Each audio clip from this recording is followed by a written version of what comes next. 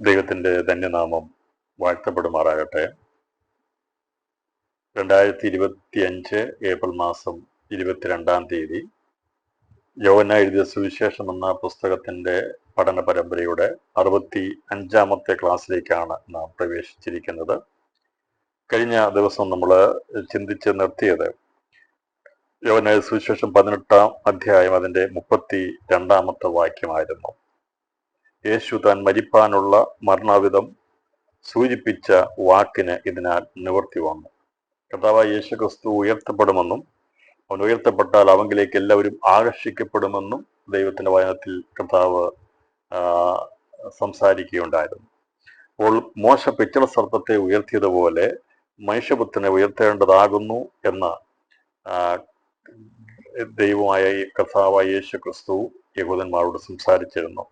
നമുക്കറിയാം, മിസ്രൈമിൽ നിന്ന് പുറപ്പെട്ട ഇസ്രായേൽ ജനം മത്സരികളായി തീർന്ന് അവരുടെ കൂടാരങ്ങളിൽ ദൈവഹിതത്തിനും ദൈവ ആലോചനയ്ക്കും വിരുദ്ധമായി മത്സരിച്ച് അവർ പിറുപിറുപ്പുകാരായപ്പോൾ അവരുടെ ഇടയിൽ ദൈവം അയച്ച സർപ്പങ്ങൾ അത് അവരെ കടിച്ച് കൊല്ലുവാട്ടിടയായി തീർന്നുവെന്നാണ്. അഗ്നിസർപ്പങ്ങളെ ദൈവോടെ വിട്ടു എന്നാണ് കാണുന്നത്.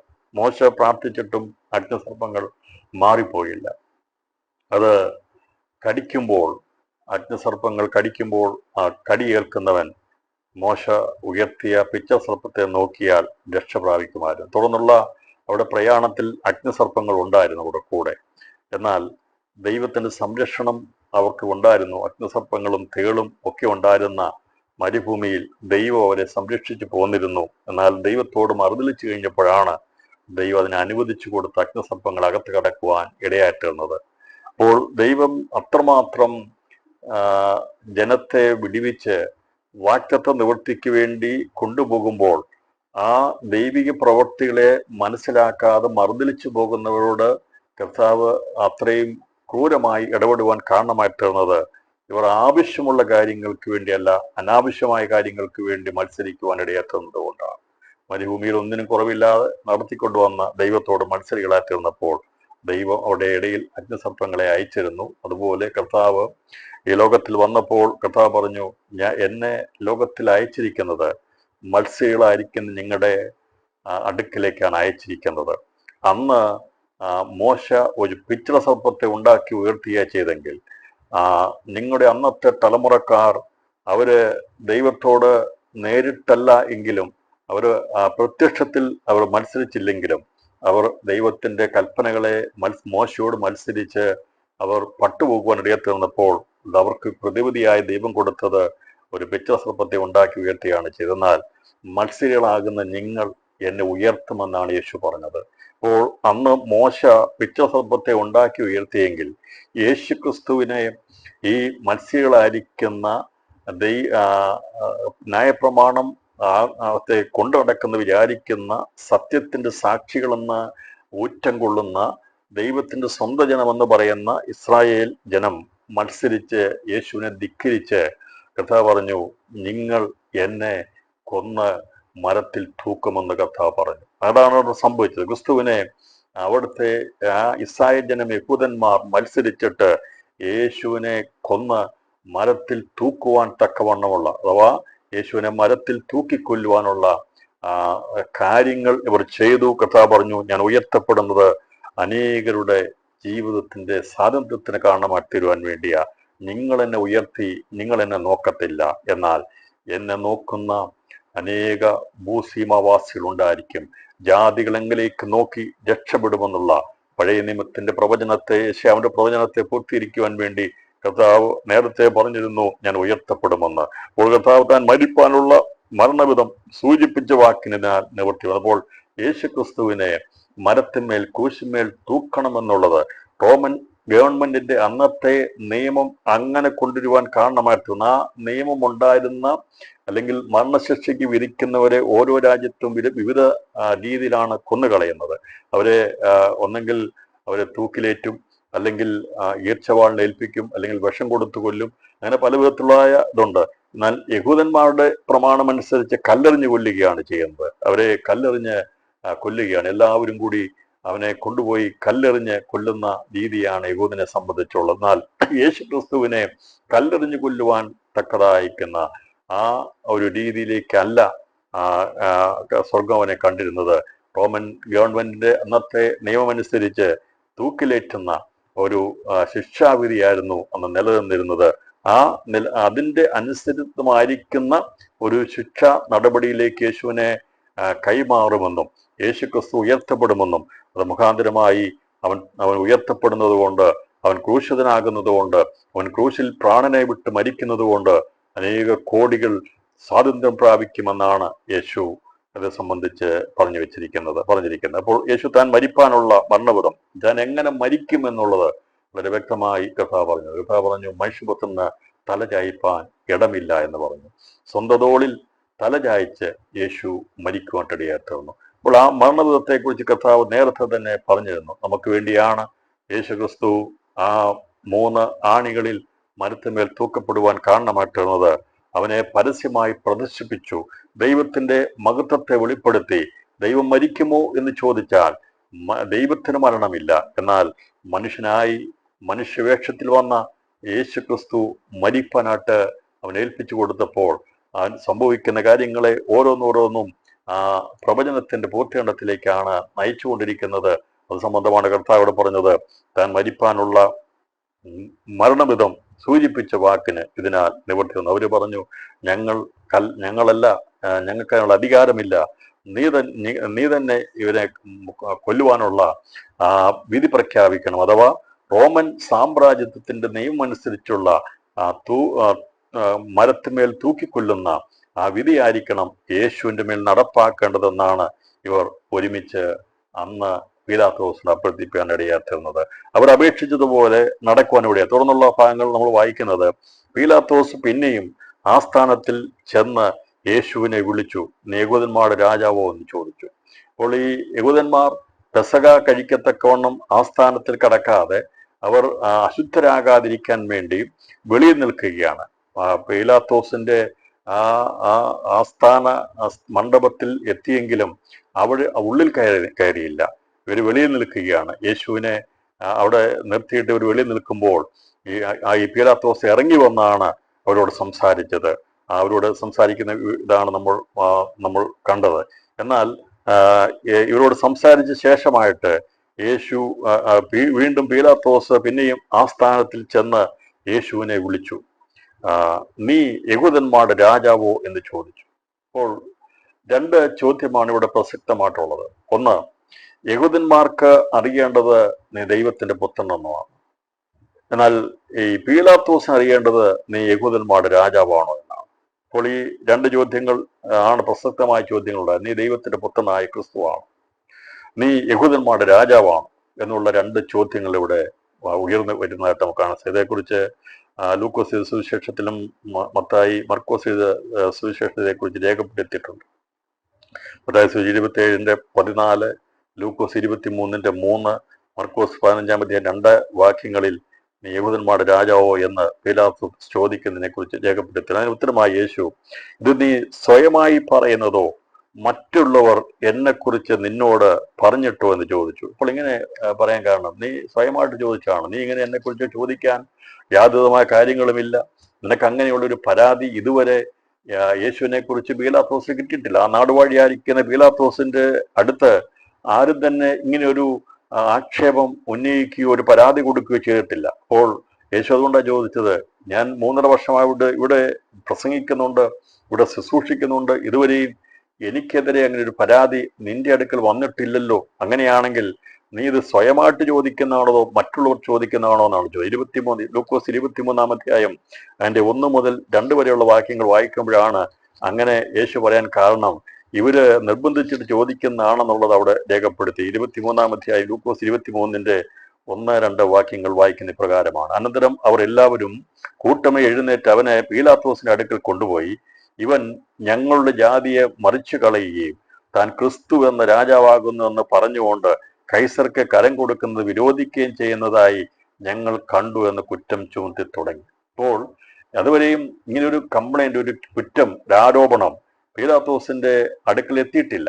എന്നാൽ ഈ യഹൂദന്മാരും ജനവും അവിടെ ന്യായാധിപ സംഘമാണ്, ജനത്തോടൊപ്പം നിന്നുകൊണ്ടാണ് പീലാത്തോസ് അടുക്കൽ ചെന്ന് പറഞ്ഞത്, ഇവൻ ഞങ്ങളുടെ ജാതിയെ മറിച്ച് അഥവാ ജാതികളെ മത്സരിപ്പിക്കുന്നു. അതിന്റെ 14-ാം വാക്യം യേശുവിനെതിരെ പറഞ്ഞ കുറ്റകൃത്യങ്ങൾ ഇതാണ് ഈ മനുഷ്യൻ. അതിന്റെ 23-14 ഈ മനുഷ്യൻ ജനത്തെ മത്സരിപ്പിക്കുന്നു പറഞ്ഞു. നിങ്ങൾ അവനെ ഇങ്ങനെ എളുക്കി കൊണ്ടുവന്നുവല്ലോ. പീലാത്തോസ് പറയുകയാണ്, ഇവൻ ജനത്തെ മത്സരിപ്പിക്കുന്നു എന്ന് നിങ്ങൾ പറഞ്ഞു കൊണ്ടുവന്ന ഈ മനുഷ്യൻ. അപ്പോൾ ഇവർ പറഞ്ഞാണ് പീലാത്തോസിനെ ഈ അറിവ് അങ്ങോട്ട് കൊടുക്കുകയാണ്. ഈ ചോദ്യമാണ് ചോദിക്കേണ്ടെന്ന് പറഞ്ഞു കൊടുത്ത് അവനോട് പറയുകയാണ്, ഇവൻ യേശു ചെയ്തത് യസായ ജനത്തെ മത്സരിപ്പിച്ച് മറിച്ചു കളയുന്നു.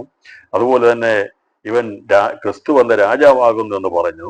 3 കൈസർക്ക് കരം കൊടുക്കുന്നത് വിരോധിക്കുകയും ചെയ്യുന്നതായി ഞങ്ങൾ കണ്ടു എന്ന കുറ്റം ചുമത്തി തുടങ്ങി. അപ്പോൾ ഇവര് കണ്ടു എന്ന് പറയുകയാണ്. ഇങ്ങനെ കാണത്തക്കോണ ഒരു കാര്യവും യേശുവോട് ചെയ്തിട്ടില്ല. എന്നാൽ സത്യത്തിന് വിരുദ്ധമായി ബോഷ്കിന്റെ ശക്തി വ്യാപരിച്ചപ്പോൾ ആ ബോഷ്കിന്റെ അപ്പനുമായിരിക്കുന്ന സാത്താന്റെ ഇരുളിന്റെ പ്രവൃത്തി അവിടെ ഉണ്ടായി എന്ന് യേശു അറിഞ്ഞുകൊണ്ടാണ് കർത്താവ് അപ്പോൾ അവനോട് ഇപ്രകാരം ചോദിച്ചത്, നീ ഇത് സ്വയമായി പറയുന്നതോ മറ്റുള്ളവർ എന്നെക്കുറിച്ച് നിന്നോട് പറഞ്ഞിട്ടോ എന്ന് ചോദിച്ചു. അപ്പോൾ പശ്ചാത്തലം മനസ്സിലായല്ലോ. ഇവര് അങ്ങോട്ട് പറഞ്ഞു കൊടുത്തു, ഇതാണ് ഈ പിടിച്ചുകൊണ്ട് വന്നിരിക്കുന്ന കുറ്റക്കാരനായിരിക്കുന്ന യേശുവിന്റെ മേൽ ഞങ്ങൾ ആരോപിക്കുന്ന 3 കുറ്റം ഇതാണ്. 1, അവൻ യസായ ജനത്തെ അവൻ കലഹിപ്പിക്കുന്നു, മത്സരിക്കുന്നു. 2, അവൻ രാജാവാണെന്ന് പറഞ്ഞ് കൈസരോട് മത്സരിക്കുന്നു, കൈസർക്ക് കരം കൊടുക്കരുതെന്ന് പറഞ്ഞു. 3 കുറ്റങ്ങളാണ് ആരോപിച്ചത്. അതുകൊണ്ടാണ് കർത്താവ് അങ്ങനെ അവനോട് ചോദിച്ചത്. എന്നിട്ട് പറയാണ്, അവന് ഉത്തരമായി പീലാത്തോസ് പറയാണ്, ഞാൻ യഹൂദനോ? നിന്റെ ജനവും മഹാപുരോഹിതന്മാരും നിന്നെ എൻ്റെ പക്കൽ ഏൽപ്പിച്ചിരിക്കുന്നു, നീ എന്തു ചെയ്തു എന്ന് ചോദിച്ചതിന് യേശു അപ്പോൾ പറയാണ്, ഞാൻ യഹൂദനല്ല, ഞാൻ റോമാക്കാരനാണ്. എനിക്ക് ഇതുമായിട്ട് യാതൊരുവിധമായ ബന്ധവുമില്ല. എനിക്കിതുവരെ ഇത് സംബന്ധമായിട്ടുള്ളൊരു പരാതി ലഭിച്ചിട്ടില്ല. എന്നാൽ നിന്റെ ജനവും മഹാപുരോഹിതന്മാരും നിനക്കെതിരെ ഇത് പറയുന്നു എന്ന് യേശുവിനോട് പറഞ്ഞു. നിന്റെ പുരോഹിതന്മാരും നിന്നെ എൻ്റെ പക്കൽ ഏൽപ്പിച്ചിരിക്കുന്നു. അപ്പോൾ ആരാണ് യേശുവിനെ അവന്റെ പക്കൽ ഏൽപ്പിച്ചത് എന്ന് ഈ പീലാത്തോസ് വളരെ വ്യക്തമായി പറയുകയാണ്. ഇവിടെ പറയുന്നത്, നിന്റെ ജനവും അതുപോലെ മഹാപുരോഹിതന്മാരുമാണ് നിന്നെ എൻ്റെ പക്കൽ ഏൽപ്പിച്ചത്. കർത്താവ് പിന്നീട് ഇവരെക്കുറിച്ച് പറയുന്നുണ്ട്. ഇതിൽ തന്നെ അതിൻ്റെ 19-ാം അധ്യായത്തിലേക്ക് വരുമ്പോൾ അതിൻ്റെ 11-ാമത്തെ വാക്യത്തിൽ യേശു പറയുന്നത്, നിനക്ക് ഒരു അധികാരം ഉണ്ടാകിയില്ലായിരുന്നു, അതുകൊണ്ട് എന്നെ നിന്റെ പക്കൽ ഏൽപ്പിച്ചവന് അധികം പാപമുണ്ട് എന്ന് ഉത്തരം പറഞ്ഞു. അതുപോലെ നിനക്ക് പാപമുണ്ട്, നീ സത്യത്തിന് വിരുദ്ധമായി നീ പ്രഖ്യാപിക്കുന്നതുകൊണ്ട് വിധി പ്രഖ്യാപിക്കുന്ന നീ പാപിയാണ്. പക്ഷേ നിന്നെക്കാൾ പാപികളാണ് എന്നെ നിന്റെ അടുക്കൽ ഏൽപ്പിച്ചവർ. അതാരാണെന്നുള്ളത് ഇവിടെ നമുക്ക് കാണാൻ സാധിക്കുന്നുണ്ട്. നിന്നെ എൻ്റെ പക്കൽ ഏൽപ്പിച്ചത് ആരാണെന്ന് അറിയാമോ? അത് യസായ ജനവും മഹാപുരോഹിതന്മാരുമാണ്. അപ്പോൾ യേശു അതാണ് അവിടെ പറഞ്ഞത്, നിന്നെ എൻ്റെ പക്കൽ ഏൽപ്പിച്ചവർക്ക് അധികം പാപമുണ്ട്. അപ്പോൾ ഇതൊക്കെ സംഭവിക്കേണ്ടതാണെങ്കിലും മനസാക്ഷിയുള്ളവർ ഒരിക്കലും സത്യത്തിന് വിരുദ്ധമായി നിൽക്കത്തില്ല. യസായ ജനതയിൽ എല്ലാ ആൾക്കാരും അവിടെ ഒരുമിച്ച് കൂടിയിട്ടില്ല. ഞാൻ വിചാരിക്കുന്നത് അന്ന് ഉണ്ടായിരുന്ന പല ആൾക്കാരും സത്യത്തിന് വിരുദ്ധമായി നിൽക്കാതെ മാറി നിന്നിട്ടുണ്ട്. എന്നാൽ ഒരു കൂട്ടം ജനം എപ്പോഴും ഏത് കാര്യത്തിനും എന്ത് കാര്യത്തിനും മറ്റുള്ളവർക്ക് വേണ്ടി നിൽക്കുന്ന, അല്ലെങ്കിൽ ഒരു സത്യാവസ്ഥയും അറിയാതെ ജനക്കൂട്ടം എപ്പോഴും അവരുടേതായിട്ട് ഇഷ്ടത്തിന് മുൻപോട്ട് പോകാറുണ്ട്. നമുക്ക് പലപ്പോഴും മനസ്സിലാകുന്നത്, ഭൂരിപക്ഷം അത് ഒരു വലിയൊരു കാര്യമായി, അധികാരമായി, ശക്തിയായി പലപ്പോഴും പലരും എടുക്കുമ്പോൾ അത് സത്യമില്ലാതാക്കുന്ന പ്രവണതയാണ് പല സ്ഥലങ്ങളും ഉണ്ടാകുന്നത്. നമുക്ക് ശക്തിയുണ്ട്, നമുക്ക് ഭൂരിപക്ഷമുണ്ട്, നമ്മൾ ഒരു വലിയൊരു കൂട്ടമാണ് എന്നുള്ള ചിന്ത ഉണ്ടാകുമ്പോൾ അതവർക്ക് ശക്തി പകർന്നിട്ട് തിന്മ പ്രവർത്തിപ്പാനുള്ള വലിയൊരു സാഹചര്യം ഒരുക്കപ്പെടുകയാണ് ചെയ്യുന്നത്. അതുകൊണ്ട് പ്രിയപ്പെട്ടവരെ, ഈ പൊതുസമൂഹം മനസ്സാക്ഷിയുടെ, അല്ലെങ്കിൽ പൊതുസമൂഹത്തിന്റെ മനസ്സാക്ഷി അത് സത്യമാകണമെന്നില്ല. ഇവിടെ ഇതാണ് സംഭവിച്ചത്. അപ്പോൾ പൊതുസമൂഹത്തെ കൂട്ടിക്കൊണ്ടുവന്ന് സത്യത്തിന് വിരുദ്ധമായി ഒരു കൂട്ടം ജനത്തെ മഹാപുരോഹിതന്മാരും ഇന്നത്തെ ന്യായാധിപ സംഘമൊക്കെയും സത്യത്തിന് വിരുദ്ധമായി യേശുവിനെതിരായി അവിടെ ഉയർത്തിക്കൊണ്ടുവരട്ടിടയായിട്ടുണ്ട്. ഇന്നും നമുക്ക് കാണാൻ സാധിക്കുന്നത് ഭൂരിപക്ഷം കൂടിക്കഴിയുമ്പോൾ അവിടെ എന്തു തിന്മയും ചെയ്യാമെന്നുള്ളൊരു സാഹചര്യം ഉണ്ടാകുന്നുണ്ട്. അത് ദൈവത്തിന് ഹിതമായിട്ടുള്ള കാര്യമല്ല, ദൈവിക വചനത്തിന് വിരുദ്ധമാണ്. അതുകൊണ്ട് ഒരിക്കലും ഭൂരിപക്ഷം ഉള്ളത് കൊണ്ട് എടുക്കുന്ന തീരുമാനമെല്ലാം ന്യായമാണെന്ന് വിചാരിക്കരുത്. ഇവിടെ ജനത്തെ ഒരുമിച്ച് കൂട്ടി യേശുവിനെതിരായിട്ട് അതിനെ അവർക്ക് സഹായം ചെയ്യത്തക്കവണ്ണം പുരോഹിതന്മാർ അവരെ വശീകരിച്ച് അവരെ കൂട്ടത്തിൽ കൊണ്ടുപോയി എങ്ങനെയും പീലാത്തോസിൽ നിന്ന് യേശുവിനെ കൊല്ലുവാനുള്ള അധികാരം പത്രമുണ്ടാക്കി യേശുവിനെ റോമൻ പട്ടാളത്തിന്റെ നിയമം അനുസരിച്ച് തൂക്കിക്കൊല്ലണം എന്നുള്ള ആ ഒരു വിധി പ്രഖ്യാപിക്കും വരെയും ഇവർ പിന്മാറാതെ ഓരോ നിമിഷം ചെല്ലും തോറും ഇവരുടെ ശക്തി ആർജിച്ചു വരികതായിട്ടാണ് നമുക്ക് തുടർന്ന് പഠിക്കുമ്പോൾ കാണാൻ സാധിക്കുന്നത്. കർത്താവ് അവരോട് പറഞ്ഞു, നിന്നെ പീലാത്തോസ് നിന്നെ എന്റെ പക്കൽ ഏൽപ്പിച്ചിരിക്കുന്നു, നീ എന്ത് ചെയ്തു എന്ന് ചോദിച്ചാണ്. നീ എന്താ ചെയ്തത്? നീ നാടുവാഴിയായിരിക്കുന്ന പീലാത്തോസ്, നീ എന്താ ചെയ്തത്? ഞാനിതുവരെ അറിഞ്ഞിട്ടില്ലെന്നോ? നീ എങ്ങനെയെങ്കിലും എന്ന് വെച്ചാൽ എനിക്കറിയത്തില്ല, പക്ഷെ ഇവരെ കുറ്റം ആരോപിക്കുന്നുണ്ട്. നീ എന്ത് ചെയ്തു എന്ന് ചോദിച്ചാൽ യേശു, എന്റെ രാജ്യം ഐകികമല്ല. യേശു പറഞ്ഞു, ഇവിടെ രാജ്യങ്ങളുണ്ട്, രാജ്യമുണ്ട്, അധികാരമുണ്ട്, പക്ഷേ എനിക്കൊരു രാജ്യമുണ്ട്, അത് ഐകികമല്ല, ഈ ഭൂമിയിലുള്ളതല്ല, ഭൗമികമായിട്ടുള്ളതല്ല. എന്റെ രാജ്യം ഐകികമല്ല.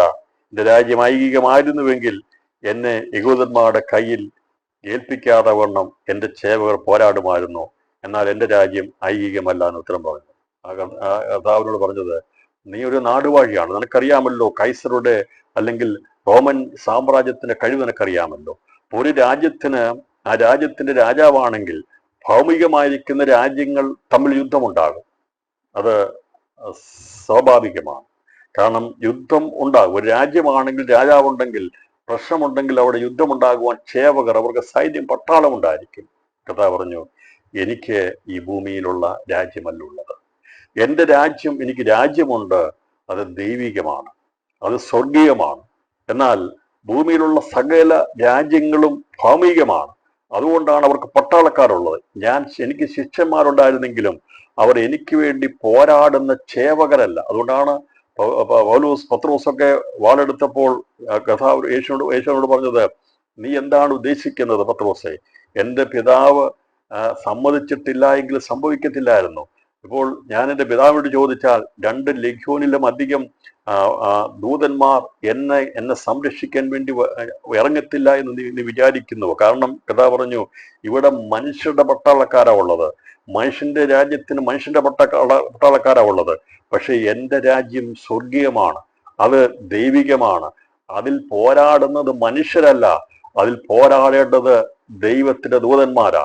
കഴിഞ്ഞ നമ്മൾ ഇതേക്കുറിച്ച് ചിന്തിക്കുമ്പോൾ നമുക്ക് പഴയ നിയമത്തിലൊക്കെ അറിയാം, ദൈവത്തിന്റെ രാജ്യത്തിന്റെ അല്ലെങ്കിൽ ദൈവിക ആധിപത്യം, ദൈവത്തിന്റെ അധികാരം വെളിപ്പെടുത്തിയിട്ടുണ്ട്.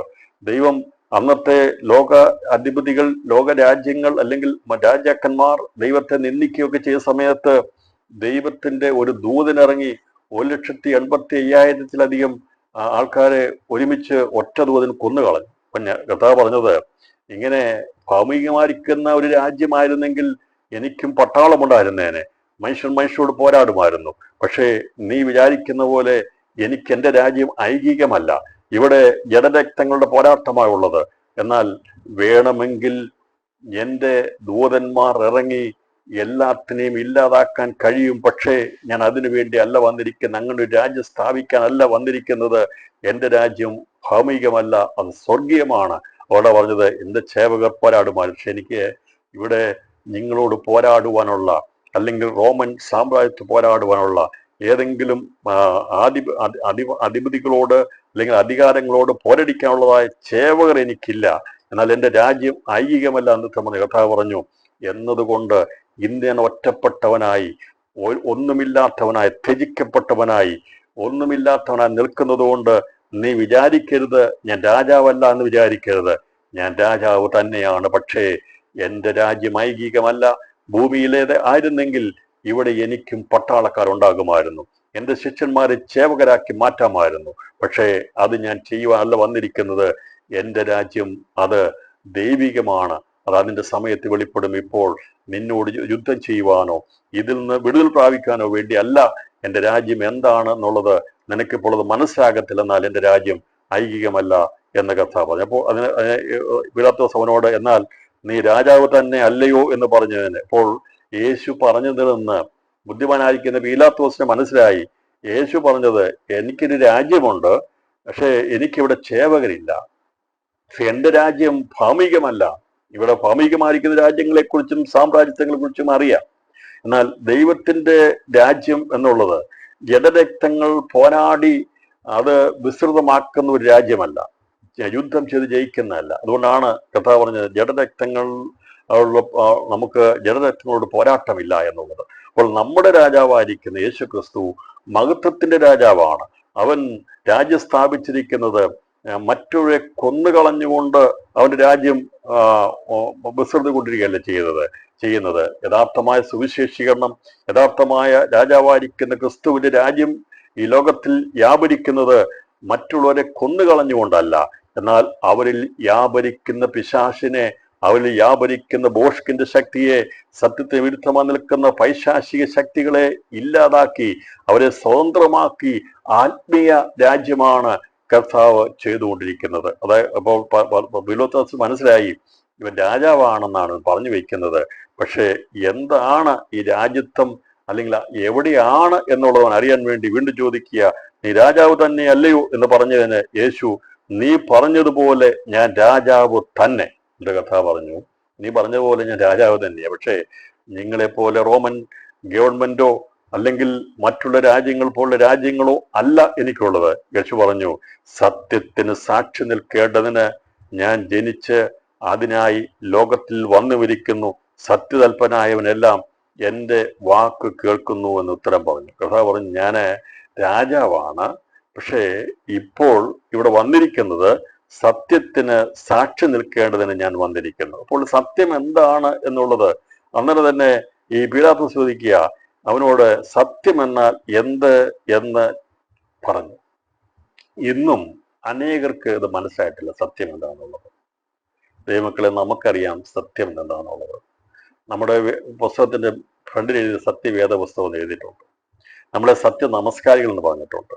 അപ്പോൾ സത്യത്തോട് ചേർത്താണ് പുതിയ നിയമ വിശ്വാസികളെ അറിയപ്പെടുന്നത്.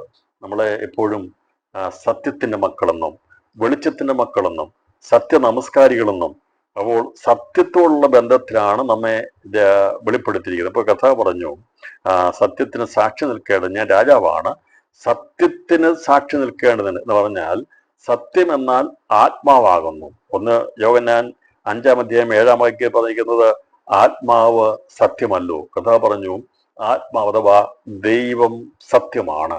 അപ്പോൾ ദൈവം സത്യമായതുകൊണ്ട് ആ ദൈവിക സത്യത്തിന് സാക്ഷ്യം നിൽക്കേണ്ടതിനാണ് ഞാൻ ജനിച്ചത്. ഇതേക്കുറിച്ച് നമ്മൾ ചിന്തിച്ചിരുന്നു.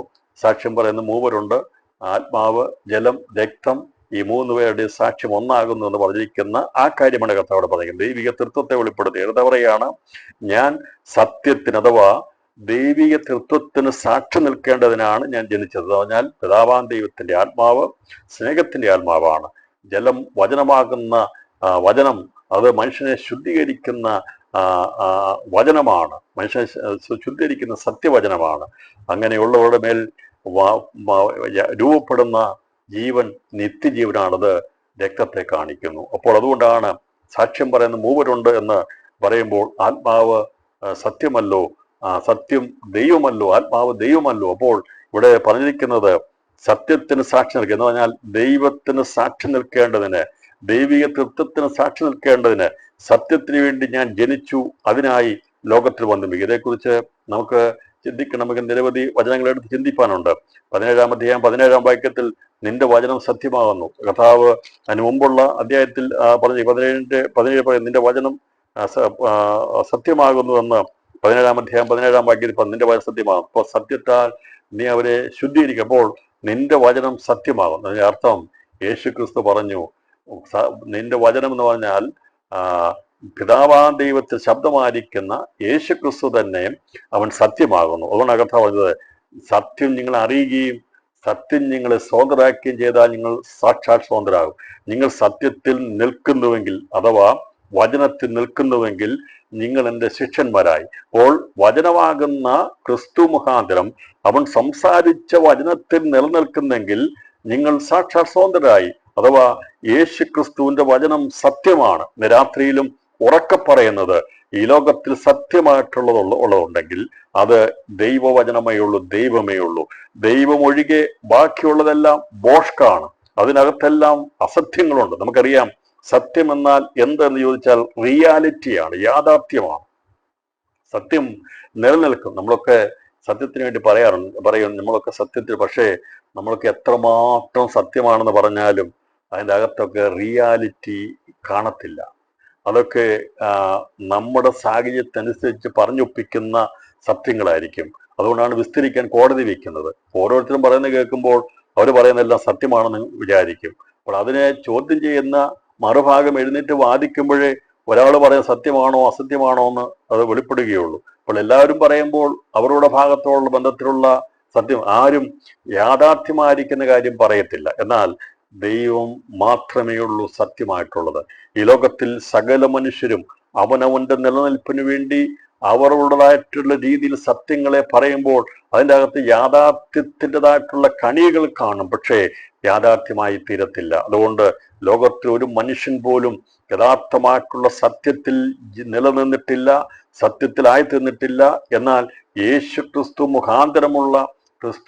മുഖാന്തരമുള്ള നീതീകരണത്തിലൂടെ നമ്മുടെ അകത്ത് വ്യാപരിക്കുന്ന ക്രിസ്തുയേശുവിന്റെ ആത്മാവ്, സത്യത്തിന്റെ ആത്മാവ് നമ്മൾ വ്യാപരിക്കുമ്പോഴാണ് നാം സത്യ തൽപരരായിത്തീരുന്നത്. അതുകൊണ്ടാണ് കർത്താവ് പറഞ്ഞത്, ഈ സത്യതൽപരർ ആയവരെല്ലാം എൻ്റെ വാക്ക് കേൾക്കുന്നു. സത്യതൽപരരായവരെല്ലാം എൻ്റെ വാക്ക് കേൾക്കും. അപ്പോൾ കർത്താവ് പറഞ്ഞ ദൈവസന്തതിയായവൻ ദൈവത്തിന്റെ വചനം കേൾക്കുന്നു. ദൈവവചനം കേൾക്കണമെങ്കിൽ സത്യതൽപരായർക്കേ പറ്റുകയുള്ളൂ. ഞാനും നിങ്ങളും അസത്യത്തിന്റെ മക്കളായിരുന്നു, ബോഷ്കിന്റെ മക്കളായിരുന്നു, അസത്യത്തിന്റെ ആരാധനക്കാരായിരുന്നു, സത്യമെന്ന് അറിയാത്തവരായിരുന്നു, യാഥാർത്ഥ്യം അറിയാത്തവരായിരുന്നു, ദൈവമെന്നോ പൂജാവിഷയമെന്നോ പറഞ്ഞതിന്റെ പിന്നാലെ പോയവരായിരുന്നു, സ്വഭാവത്താൽ ദൈവങ്ങളല്ലാത്തവർക്ക് അടിമപ്പെട്ടവരായിരുന്നു. മകരം ദൈവത്തിന്റെ സ്വഭാവം മാറ്റമില്ലാത്തതാ. ദൈവത്തിന്റെ സ്വഭാവം സ്നേഹമുള്ളതാ. ദൈവത്തിന്റെ സ്വഭാവം എപ്പോഴും അത് സ്നേഹമുള്ളതാ. നമ്മുടെ പ്രാർത്ഥനയിലൊക്കെ നാം മറ്റാർക്കും വേണ്ടി ദോഷമായിട്ട് പ്രാർത്ഥിക്കാത്തതിന്റെ കാരണം നമ്മുടെ ദൈവത്തിന്റെ സ്വഭാവം അതാ. അവനൊരിക്കലും ഇങ്ങനെയുള്ള ശത്രു സംഹാരമൊന്നും കർത്താവ് ഏറ്റെടുക്കത്തില്ല. ഞാൻ പറഞ്ഞല്ലോ, ദൈവത്തിന്റെ സന്നിധിയിൽ പ്രാർത്ഥിക്കുന്ന നീതിയുള്ള പ്രാർത്ഥന മാത്രമേ കർത്താവിന്റെ സന്നിധിയിൽ അത് കേൾക്കുകയുള്ളൂ.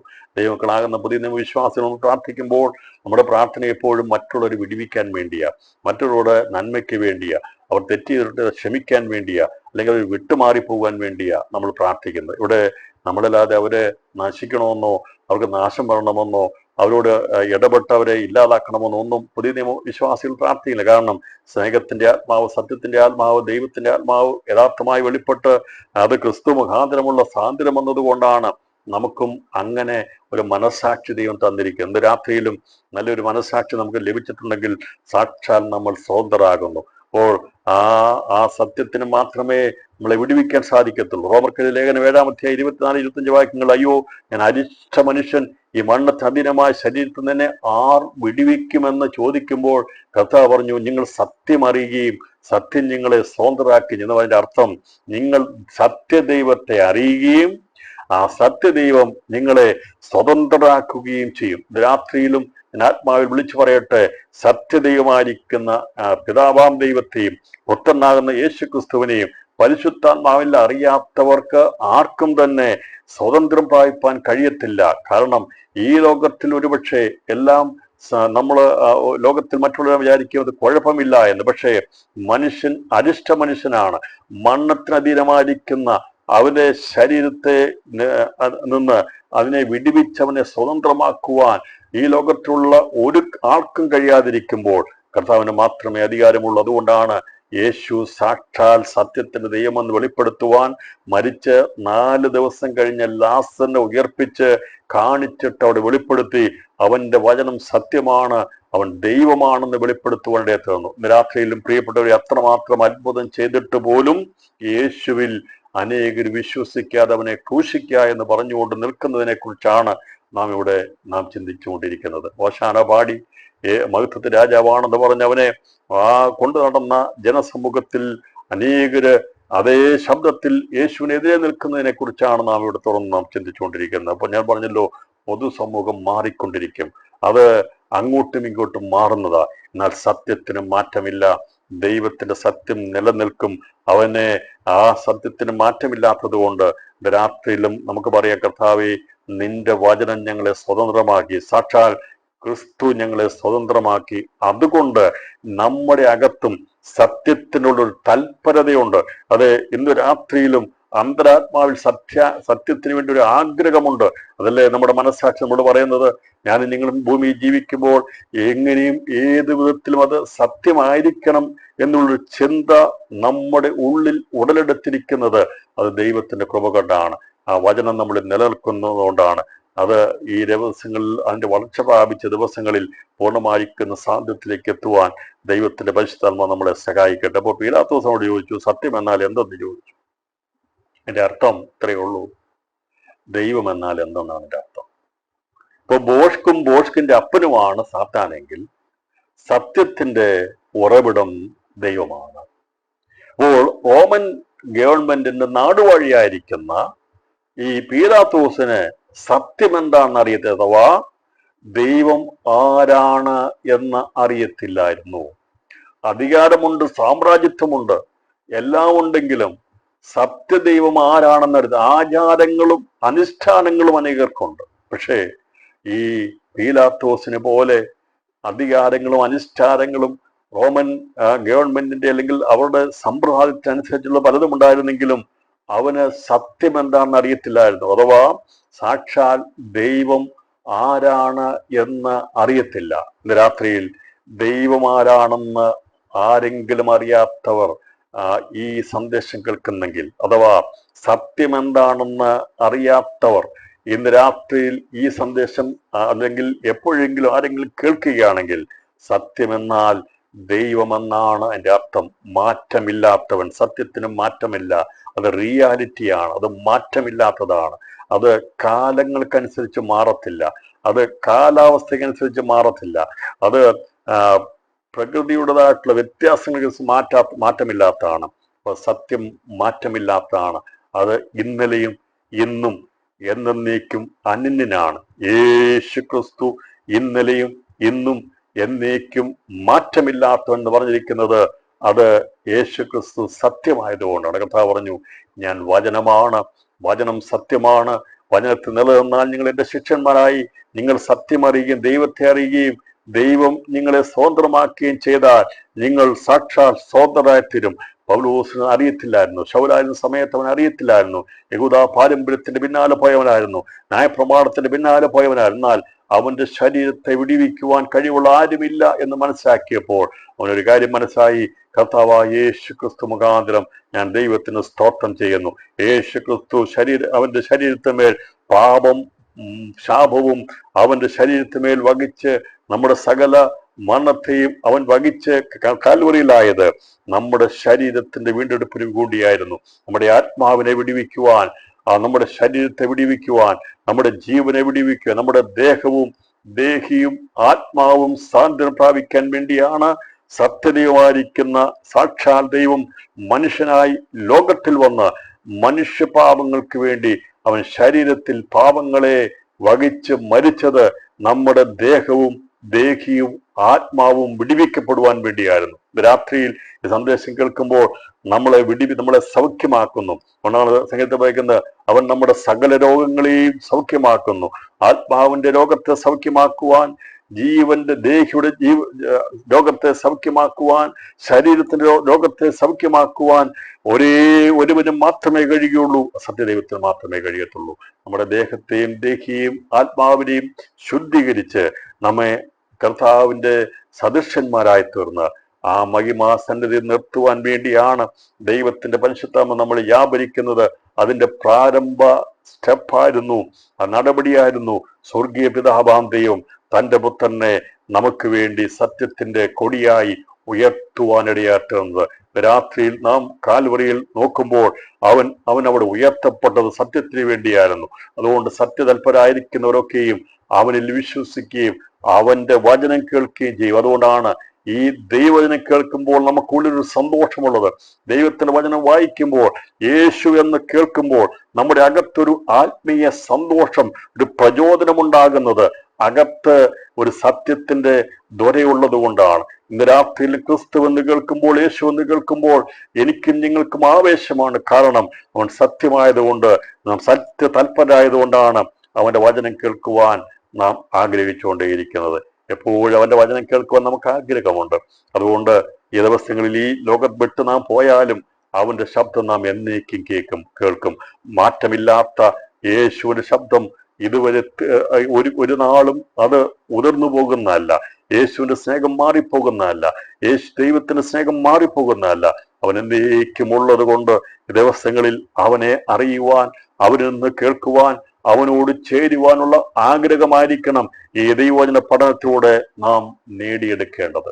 അതുകൊണ്ട് ഇവിടെ അവിടെ ഈ പീലാത്തോസ് ചോദിക്കുകയാണ്, സത്യം എന്നാൽ എന്ത് എന്ന് പറഞ്ഞു. പിന്നെയും യഹൂദന്മാർ അവന് ഉത്തരം കിട്ടിയില്ല. അവൻ ഇറങ്ങി വന്നു. അസത്യവാദിലായിരിക്കുന്ന ബോഷ്കിന്റെ കഥകൾ മെനഞ്ഞുകൊണ്ട് നിൽക്കുന്ന യഹൂദന്മാരുടെ അടുക്കൽ വന്ന് അവൻ ചോദിക്കുക, ഒരിടത്ത് സത്യം ദൈവമായി ക്രിസ്തു വെളിച്ചം പോലെ നിൽക്കുന്നു, അവനിൽ സത്യം മാത്രമേ ഉള്ളൂ. ഈ ന്യായാധിപതിയായിരിക്കുന്ന, നാടുവാഴിയായിരിക്കുന്ന പീലാത്തോസ് രണ്ടിനും ഇടയ്ക്ക് നിൽക്കുകയാണ്. അവൻ സത്യമായിരിക്കുന്ന യേശുവിനെ നോക്കിയിട്ട് അവിടെ നോക്കുമ്പോൾ അവനിൽ ഒരു കുറ്റം കണ്ടെത്താൻ കഴിയും. അവനോട് ചോദ്യം ചോദിക്കുക, സത്യമെന്നാൽ എന്താണെന്ന്. അവനോട് യേശുവിന്റെ മുഖത്ത് നോക്കി, യേശുവിനെ നോക്കിക്കഴിയുമ്പോൾ സത്യമല്ലാതെ ഒന്നും അവനിലില്ല, ഒരു കുറ്റവും കാണാനില്ല. മറുഭാഗത്തേക്ക് ഇറങ്ങി വന്ന് അവൻ ചോദിക്കുകയാണ്, യഹൂദന്മാരുടെ അടുക്കൽ പുറത്ത് ചെന്ന് അവരോട്, ഞാൻ അവനിൽ ഒരു കുറ്റവും കാണുന്നില്ല. എന്നാൽ ഇവിടെ പറയുകയാണ്, ഞാൻ അവനിൽ ഒരു കുറ്റവും കാണുന്നില്ല. ഇവിടെ പറയുക, ഞാൻ ആ സത്യമായിരിക്കുന്ന, ആ യഥാർത്ഥത്തിൽ സത്യം മാത്രം പറയുന്ന യേശു എന്ന നിങ്ങൾ പിടിച്ചുകൊണ്ടുവന്നിരിക്കുന്ന ആ മനുഷ്യനിൽ ഞാനൊരു കുറ്റവും കാണുന്നില്ല. അവൻ വെളിച്ചമാണ്. അതാണ് സാക്ഷ്യം. അവൻ സാക്ഷ്യം പറയുക, ഞാനൊരു കുറ്റവും കാണുന്നില്ല. രാത്രിയിൽ ദൈവമക്കളെ പല സ്ഥലങ്ങളിൽ പിടിക്കപ്പെടുന്നുണ്ട്. പക്ഷേ നാം ചെയ്യുന്ന മറ്റു തെറ്റുകളുണ്ടോ അല്ല നമ്മെ അങ്ങനെ ചെയ്യേണ്ടത്. എന്നാൽ കർത്താവിന് വേണ്ടി നിന്നിട്ട് പിടിക്കപ്പെട്ട് കഴിഞ്ഞാൽ ന്യായാധിപന്മാർക്ക്, നാടുവാഴികൾക്ക് സത്യം മനസ്സിലാക്കിയെടുക്കുവാൻ ഇടയാത്തരും. ഈ നാടുവാഴിയായിരിക്കുന്ന പീലാത്തോസ് ഒരു കാര്യം മനസ്സിലായി, ഞാൻ ഈ ഒറ്റയ്ക്ക് നിൽക്കുന്ന, ത്യജിക്കപ്പെട്ടവനായിരിക്കുന്ന, ആരുമില്ലാത്തവനായിരിക്കുന്ന, അവന് വേണ്ടി ആരും വാദിക്കാനില്ലാത്ത യേശു എന്ന ഈ ഏക മനുഷ്യനിൽ ഞാൻ ഒരു തെറ്റും കാണുന്നില്ല, ഒരു കുറ്റവും കാണുന്നില്ല എന്ന് അവൻ പുറത്തു വന്നവരോട് പറഞ്ഞു. ഒരു കുറ്റവും കാണുന്നില്ല. എന്നാൽ പെസഹയിൽ ഞാൻ നിങ്ങൾക്ക് ഒരുത്തനെ വിട്ടുതരിക പതിവുണ്ടല്ലോ എന്ന് ഈ പീലാത്തോസോട് പറഞ്ഞു. പീലാത്തോസ് വിചാരിച്ചു, എങ്ങനെയെങ്കിലും യേശുവിനെ ഒഴിവാക്കണം. അതിനുവേണ്ടി അവൻ പറയുകയാണ്, ഞാൻ ഈ പെരുന്നാളിൽ പെസഹയിൽ ഞാൻ നിങ്ങൾക്ക് ഒരുത്തനെ വിട്ടുതരിക പതിവുണ്ട്. ഉത്സവങ്ങൾ വരുമ്പോൾ നമുക്കറിയാം, നമ്മുടെ രാജ്യത്തിന്റെ സാധ്യത വല്ല 50 വർഷം 75 വർഷം ഇങ്ങനെയുള്ള ചില പ്രത്യേക ദിവസങ്ങളൊക്കെ വരുമ്പോൾ തടവിൽ കിടക്കുന്ന ആൾക്കാരെ റിലീസ് ചെയ്യാറുണ്ട്. അവരെ മോചനം കൊടുക്കും, അല്ലെങ്കിൽ അവിടെ തടവിൽ കിടക്കുന്നവരുടെ കാലാവധി കുറച്ചു കൊടുക്കും. അന്നത്തെ ഒരു പതിവായിരുന്നു പെസഹയിൽ ഒരാളെ ഒഴിവാക്കുക എന്നുള്ളത്. തടവിൽ കിടക്കുന്ന ഒരുത്തിനെ ഒഴിവാക്കി കൊടുക്കുക, അത് ജനങ്ങൾ പറയുന്ന ഒരാളെ ഒഴിവാക്കുക എന്നുള്ളതുണ്ടായിരുന്നു. അപ്പോൾ ഈ യേശുവിനെ പിടിച്ചു കൊണ്ടുവന്ന് കഴിഞ്ഞപ്പോൾ ഈ ഒരു കുറ്റവും കാണുന്നില്ല എന്ന് പറഞ്ഞിരിക്കുന്ന പീലാത്തോസിന് ഇവൻ കുറ്റക്കാരൻ അല്ല എന്ന് പറഞ്ഞ് വിധിക്കുവാൻ അവന് കഴിയത്തില്ലായിരുന്നു. കാരണം സമ്മർദ്ദം അത്രമാത്രം ഉണ്ടായിരുന്നു. അപ്പോൾ ഇവന് ഒരു വാക്ക് പറഞ്ഞ് ഞാൻ ഒരു കുറ്റവും കാണുന്നില്ല എന്ന് പറഞ്ഞുകൊണ്ട് യേശുവിനെ സ്വതന്ത്രമാക്കി വിടുവാൻ അവന് ആഗ്രഹമുണ്ടെങ്കിലും അവൻ സമ്മർദ്ദത്തിലായിരുന്നു. ഒന്ന്, അതിനകത്തെ കാരണം എന്താണെന്ന് നമുക്ക് തുറന്ന് കാണാൻ സാധിക്കുന്നത്. പക്ഷെ യേശുവിനെ റിലീസ് ചെയ്യണമെന്നുള്ളു. പക്ഷേ അങ്ങനെ ഈ പീലാത്തോസ് അവനെ ഒഴിവാക്കി വിട്ടു എന്നുള്ളതല്ലാതായി തീരുവാൻ വേണ്ടി, യേശുവിനെ സ്വതന്ത്രമാക്കാൻ വേണ്ടി അവന്റെ ബുദ്ധി ഉപയോഗിച്ച് പറയുകയാണ്, പെസഹയ്ക്ക് ഞാൻ നിങ്ങൾക്കൊരുത്തിനെ വിട്ടുതരിക പതിവുണ്ടല്ലോ, യഹൂദന്മാരുടെ രാജാവിനെ വിട്ടുതരുന്നത് സമ്മതമോ എന്ന് ചോദിച്ചതിന് അവർ പിന്നെയും ഇവനെ വേണ്ട, ബറാബാസിനെ മതി എന്ന് നിലവിളിച്ചു പറഞ്ഞു. ബറാബാസോ കവർച്ചക്കാരനായിരുന്നു. ലൂക്കോസ് 23-ാം അധ്യായം 25-ാം വാക്യത്തിലൊക്കെ 3 മത്തായി, മർക്കോസ്, ലൂക്കോസ്, യോഹന്നാൻ, ഈ ലേഖനങ്ങൾ 4 യോഹന്നാനങ്ങളും ഇതേക്കുറിച്ച് രേഖപ്പെടുത്തി. ഞാൻ ഈ 4 സുവിശേഷങ്ങളും രേഖപ്പെടുത്തി. 4 സുവിശേഷങ്ങളുടെ ഒരു സമഗ്രമായിരിക്കുന്ന കമ്പാരിസൺ സ്റ്റഡി ഇപ്പൊ നടത്തുന്നില്ല. കാരണം അത് പഠിക്കാൻ പോയി കഴിഞ്ഞാൽ ഇതെല്ലാം കൂടെ പഠിച്ചു കഴിഞ്ഞാൽ നമുക്ക് തുടർന്ന് ക്ലാസ് അവസാനിപ്പിക്കാൻ കഴിയും. അതുകൊണ്ട് ദൈവം വെച്ചാൽ സുവിശേഷങ്ങളുടെ താരതമ്യ പഠനം ദൈവം വെച്ചാൽ നമ്മൾ നടത്തുന്നതായിരിക്കും. അപ്പോൾ ഇവിടെ ഈ പറഞ്ഞിരിക്കുന്നത് ബറാബാസിനെ വിട്ടുതരാൻ പറഞ്ഞു. അവനോ കവർച്ചക്കാരനായിരുന്നു, കലകവും ഒക്കെ ഉണ്ടാക്കി കൊടും കുറ്റവാളിയായിരിക്കുന്ന ബറാബാസിനെ വേണമെന്ന് പറഞ്ഞു. ഇത് ബറാബാസിനെ വിട്ടുകൊണ്ടെന്ന് പറയാൻ കാരണം ബറാബാസ് എന്ന പേരിന്റെ അർത്ഥം son of the father, son of the teacher എന്നാണ്. ഏതോ ഒരു യഹൂദനായിരിക്കുന്ന ഒരുവന്റെ മകനായിരുന്നു ഈ ബറാബാസ് എന്നുള്ളവൻ.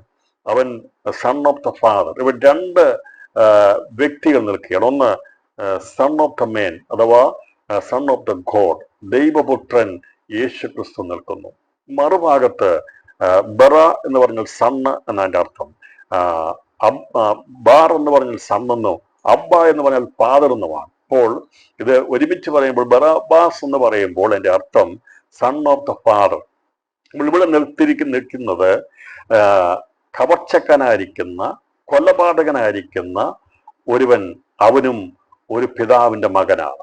അപ്പോൾ ദൈവത്തിന്റെ പുത്രനായിരിക്കുന്ന ക്രിസ്തു സത്യത്തിന്റെ ഭാഗത്ത് വെളിച്ചമായി നിൽക്കുമ്പോൾ, മറുഭാഗത്ത് ഇരുളിന്റെ പുത്രനായിരിക്കുന്ന, കവർച്ച ചെയ്തിരിക്കുന്ന പൈശാചികന്റെ പ്രതിനിധീകരിക്കുന്ന ഒരുവൻ, അവനും ഒരു മകനായി നിൽക്കുകയാണ്. ഈ രണ്ടിനുമിടയിൽ ഒരു ആവശ്യകത വന്നു കഴിഞ്ഞപ്പോൾ, ആരെ വേണമെന്നുള്ള തീരുമാനമെടുത്തപ്പോൾ, ഇവർ ഇരുളിനെ സ്നേഹിച്ചുകൊണ്ട് വെളിച്ചത്തെ പകച്ചിട്ട് പറയുക, ഞങ്ങൾക്ക് വന്ദിനായിരിക്കുന്നവന്റെ ദൈവപുത്രൻ എന്ന് പറയുന്ന ഈ യേശു എന്ന നസറേത്തുകാരനെ ഞങ്ങൾക്ക് വേണ്ട.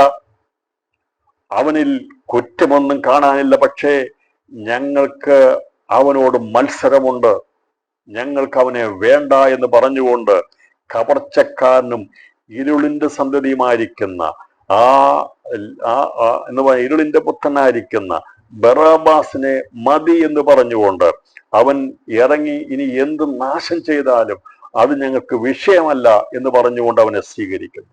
2 പുത്രന്മാർ എന്ന് പറഞ്ഞാൽ, ഒന്ന് ദൈവത്തിന്റെ സാക്ഷാൽ പുത്രൻ നിൽക്കുമ്പോൾ അവനെ വേണ്ട എന്ന് പറഞ്ഞുകൊണ്ട് സാജനം ത്യജിച്ചു കളഞ്ഞു. രണ്ടാമത് നമ്മൾ കാണാൻ സാധിക്കുന്നത് ബറാബാസ് അവനും ഒരു പിതാവിന്റെ മകനാണ്, ഒരു ടീച്ചറുടെ മകനാണ്, ഉപദേശകന്റെ മകനാണ്. പക്ഷേ അവൻ കവർച്ചക്കാരനായിരുന്നു.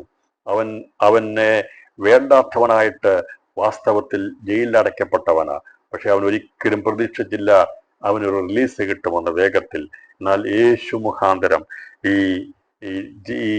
ഇത് വന്നു കഴിഞ്ഞപ്പോൾ അന്ന് അവർ ചോദിച്ചത്, അന്നത്തെ കാലത്ത് ജയിലിൽ അടയ്ക്കപ്പെട്ട ഏറ്റവും കലഹക്കാരനും കുറ്റവാളിയുമായ ബറാബാസിനെ വേണമെന്ന് അവർ പറഞ്ഞു. അവർ പറഞ്ഞതിന്റെ അർത്ഥം, ഞങ്ങൾക്ക് സാധാരണക്കാരായിരിക്കുന്ന ഒരു കുറ്റവാളിയല്ല വേണ്ടിയത്, ഈ സമൂഹത്തിൽ ഏറ്റവും അധികം പ്രശ്നമുണ്ടാക്കിയ, ഏറ്റവും അന്നത്തെ ആ കുപ്രസിദ്ധനായിരിക്കുന്ന ബറാബാസിനെ ഞങ്ങൾക്ക് വിട്ടുതരിക എന്ന് പറഞ്ഞതിന്റെ അർത്ഥം, ഞങ്ങൾക്ക് അവനെ ആണ് വേണ്ടിയത്. എൻ്റെ അർത്ഥം എന്താണെന്നറിയാമോ?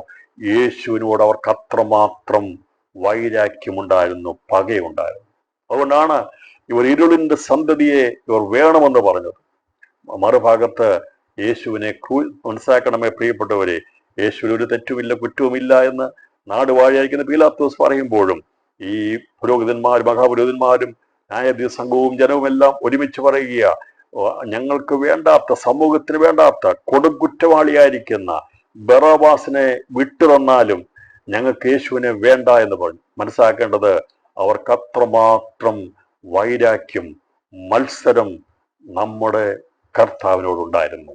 അവരത്രമാത്രം വൈരാഗ്യത്തോടെ, അസൂയയോടെ, പകയോടെ അവരുടെ പ്രമാണത്തിന് വേണ്ടി, അവർ വ്യർത്ഥമായി കൊണ്ടു നടക്കുന്ന ആചാരത്തിന്റെ പ്രമാണത്തിന് വേണ്ടി അവർ കള്ളനായിരിക്കുന്ന ബറാബാസിനെ അവർക്ക് വിട്ടുതരിക എന്ന് പറഞ്ഞുകൊണ്ട് നീതിമാനായിരിക്കുന്ന യേശുവിനെ ക്രൂശിക്കാൻ വേണ്ടി വാദിച്ചു നിൽക്കുന്ന ഭാഗത്ത് പീലാത്തോസിന് ഒന്നും ചെയ്യുവാൻ കഴിയാതായി പോയി. ഇവിടെ കാണാൻ സാധിക്കുന്നത്, പീലാത്തോസിന് അവിടെ ഒന്നും ചെയ്യാൻ എന്ന് പറഞ്ഞാൽ അതിന്റെ അർത്ഥം, നമുക്ക് അതിന്റെ അർത്ഥം കൂടുതൽ മനസ്സിലാക്കണമെങ്കിൽ ബറാബാസ് ആരാണെന്ന് മനസ്സിലാക്കിയെങ്കിൽ മാത്രമേ മനസ്സിലാക്കിയുള്ളൂ.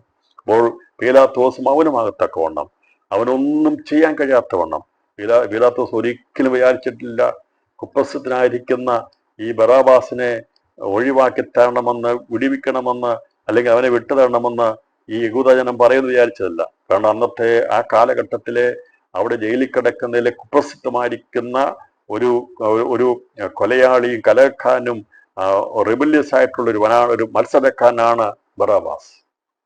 അവനെ അവർ പറഞ്ഞു, അത്രയും മോശമായവനെ ഞങ്ങൾക്ക് വിട്ടുതരിക, നീ പറയുന്ന കുറ്റമില്ലാത്ത നീതിമാനാന്ന് പറയുന്ന ഈ യേശുവിനെ ഞങ്ങൾക്ക് വേണ്ട, അവനെ ക്രൂശിക്കുക എന്ന് അവർ ഒരുമിച്ച് ആഘോഷിച്ചു.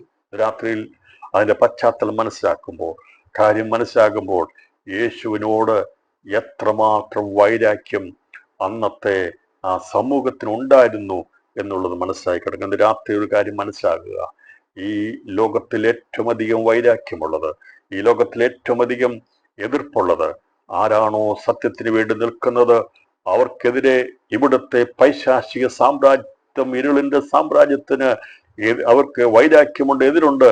എന്നാൽ ദൈവത്തിന്റെ കൃപയാൽ നാം നിൽക്കുന്നു. ദൈവത്തിന്റെ ഹിതപ്രകാരമായതുകൊണ്ടാ യേശു അങ്ങനെ അവിടെ കയ്യിൽ ഏൽക്കപ്പെടുവാൻ ഇടയാക്കുന്നത്. അല്ല എങ്കിൽ ഏൽപ്പിച്ചു കൊടുക്കത്തില്ലായിരുന്നു. ഈ പശ്ചാത്തലം മനസ്സിലായെങ്കിൽ ഞാൻ ഈ ഭാഗത്തുനിന്ന് മാറുവാൻ ആഗ്രഹിക്കുക. ഇന്ന് രാത്രിയിലും പ്രിയപ്പെട്ടവരെ, സത്യം എന്താണെന്ന് അറിയാത്ത പീലാത്തോസ് യേശുവിന്റെ മുഖത്ത് നോക്കുമ്പോൾ സത്യം എന്താണെന്ന് അവന് മനസ്സിലായി. കുറ്റമില്ലാത്തവനാണെന്ന് മനസ്സിലായി. അവൻ ഒരു തെറ്റും ചെയ്തിട്ടില്ല എന്ന് അവന് മനസ്സിലായി. എന്നാൽ മറുഭാഗത്ത് വൈരാഗ്യത്തോടെ, മത്സരത്തോടെ യേശുവിന്റെ രക്തത്തിന് വേണ്ടി വാദിച്ചുകൊണ്ട് നിൽക്കുന്ന ഈ യഹൂദജനം, ഇസ്രായേൽ ഒരുമിച്ച് പറഞ്ഞു, ഞങ്ങൾക്ക് കൊലപാതകനായിരിക്കുന്ന, കലഹക്കാരനായിരിക്കുന്ന, സമൂഹത്തിൽ വെറുക്കപ്പെട്ടവനായിരിക്കുന്ന, കുപ്രസിദ്ധ കുറ്റവാളിയായിരിക്കുന്ന ബറാബാസിനെ മതി. എന്നാലും ഞങ്ങൾക്ക് നീ നീതിമാനെന്ന് പറയുന്ന യേശുവിനെ വേണ്ട. രാത്രിയിൽ എൻ്റെ പ്രിയപ്പെട്ടവരെ, അത്രമാത്രം പകയ്ക്കുവാൻ നമ്മുടെ കർത്താവിൽ എന്താണ് ഉണ്ടായിരുന്നത്? അങ്ങനെ ഉണ്ടാകുവാൻ കാരണമുണ്ടായിരുന്നു. യെശയ്യാവ് പ്രവചിച്ചു, 53-ാം അധ്യായത്തിൽ പ്രവചിച്ചു, ഞങ്ങൾ കേൾപ്പിച്ചതാർ വിശ്വസിച്ചിരിക്കുന്നു, യഹോവയുടെ ഭുജം ആർക്ക് വെളിപ്പെട്ടിരിക്കുന്നു. അവൻ ഇളയ തൈ പോലെയും വേണ്ട നിലത്തുനിന്ന് വേർമുളയ്ക്കുന്നത് പോലെയും അവന്റെ മുമ്പാകെ വളരും. അവന് രൂപഗുണമില്ല, കോമളത്വമില്ല, കണ്ടാൽ ആഗ്രഹിക്കത്തക്ക സൗന്ദര്യവുമില്ല. അവർ നോക്കിയപ്പോൾ അടിച്ചു തകർക്കപ്പെട്ടവനായി, നിന്ദിതനായി തീർന്ന യേശു. തുടർന്നുള്ള ഭാഗങ്ങൾ നമ്മൾ വായിക്കുമ്പോൾ, ഈ തുടർ സംഭവങ്ങൾ വായിക്കുമ്പോൾ യെശയ്യാവിന്റെ 53-ാം അധ്യായം കൂടി ഒരുമിച്ച് വായിക്കണം. അവൻ മനുഷ്യരാൽ നിന്ദിക്കപ്പെട്ടും ത്യജിക്കപ്പെട്ടും വ്യസനപാത്രമായും രോഗം ശീലിച്ചവനുമായിരുന്നു. അവനെ കാണുന്നവർ മുഖം മറച്ചു കളയത്തക്കവണ്ണം അവൻ നിന്ദിതനായി തീർന്നു. നാം അവനെ ആദരിച്ചതുമില്ല. ആരും അവനെ ആദരിച്ചില്ല. രാത്രിയിൽ ഒരിക്കൽ കൂടി 53-ാം അധ്യായം അതിന്റെ 3-ാം വാക്യം വായിക്കാം. അവൻ മനുഷ്യരാൽ നിന്ദിക്കപ്പെട്ടും ത്യജിക്കപ്പെട്ടും ഇരുന്നു. രാത്രിയിൽ പ്രിയപ്പെട്ട ഒരു വചനം നിവൃത്തിയിരിക്കണമായിരുന്നു. അവൻ മനുഷ്യരാൽ നിന്ദിക്കപ്പെട്ടും ത്യജിക്കപ്പെട്ടും ഇരുന്നു. അതെ, അവൻ നിന്ദിക്കപ്പെട്ടു. അവനെ വേണ്ട എന്ന് പറഞ്ഞുകൊണ്ട് അവൻ നിന്ദിതനായി തീർന്നു. യേശുവിന്റെ കയ്യിൽ നിന്ന് അപ്പം വാങ്ങി തിന്നവർ, സൗഖ്യം വാങ്ങിയവർ, അവർ പറഞ്ഞിട്ട് ശതാധിപന്റെ ദാസനെയും മക്കളെയും ഒക്കെ സൗഖ്യമാക്കിയവൻ, എത്രയോ അത്ഭുതങ്ങളും അടയാളങ്ങളും ചെയ്തതാണ്. പക്ഷേ പ്രവാചകൻ നൂറ്റാണ്ടുകൾക്ക് മുമ്പ് കുറിച്ചിട്ടിരുന്ന വചനം നിവൃത്തിയാകണമായിരുന്നു.